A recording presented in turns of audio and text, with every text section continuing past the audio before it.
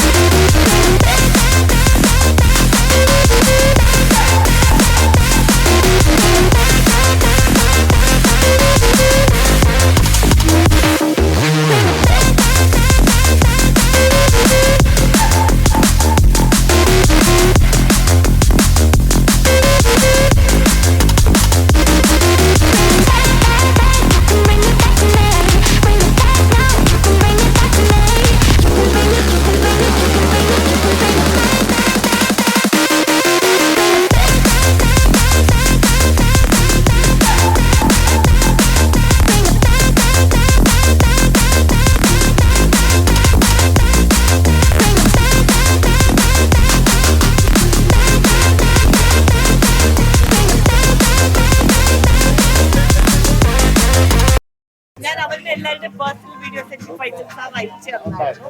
അവർ സംസാരിച്ചതൊക്കെ. അപ്പം ഞാൻ ആ സമയത്തല്ലേ ഐ എം ഓഫ് ജാക്സന്റെ ഒക്കെ. അപ്പോ ഞാൻ ബ്രേക്ക് ഡാൻസ് മൂവി ഫുട്ലൂസും ഒരു 150 എന്നൊക്കെ എനിക്ക് ഒക്കെ സ്വന്തമായിട്ട് ഉണ്ടായിരുന്നു. തുടങ്ങിയ സമയത്ത് മനസ്സിലായി. Your video also Faisal sir എനിക്ക് അയച്ചു. I know you. അപ്പൊ അത് കഴിഞ്ഞിട്ട് ഞങ്ങൾക്കൊപ്പം കൂടിയ ഫീസ് തന്ന് പഠിക്കാനില്ലാത്ത കൃഷിയാണ് സുര. അപ്പൊ ആ സുരയ്ക്ക് ഷൂ ഊരി കൊടുത്തിട്ട് പോകുന്നത് ടെക്നോളജി അതാണ്. അപ്പൊ എന്റെ ബ്രദറിനോടൊപ്പം ഞാൻ 18 വയസ്സ് വരെ നിന്നിട്ട് ഞാൻ തിരിച്ച് സിംഗപ്പൂർ പോകാൻ വന്നപ്പോൾ ഞാൻ ആ പാസ്പോർട്ട് എനിക്ക് അന്ന് എന്റെ വാല്യൂ അറിഞ്ഞിട്ട് അയച്ചു കൊടുത്ത് അത് കട്ട് ചെയ്ത് തിരിച്ചു വന്ന് ഞാൻ വീണ്ടും ഇന്ത്യൻ സിറ്റിസനായി ബ്രദറുമായിട്ട് നിന്ന സമയം പൊളിച്ച് കയറി വരേണ്ട രീതിയിൽ വന്നു കഴിഞ്ഞാൽ ഇൻഡസ്ട്രിയിലെ പലരെ അത് ബാധിക്കും.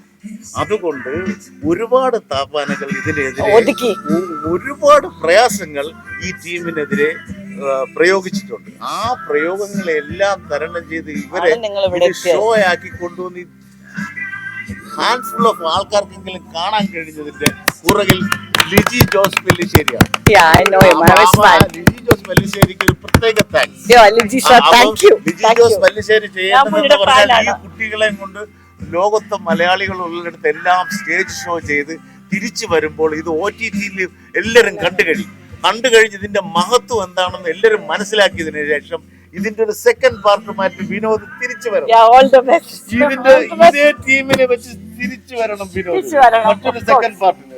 അതിന് വേറൊരു സംശയം വേണ്ട. അതിന് ലിജോ ജോസ് പല്ലിശ്ശേരി കടിഞ്ഞാൻ കപ്പിത്താനായിട്ട് കൂടെ നിൽക്കുമെന്ന് ഞാൻ പറയുന്നു. ഇത് PhDക്ക് പഠിച്ചുകൊണ്ടിരിക്കുന്ന ഒരു സഹോദരിയാണ്.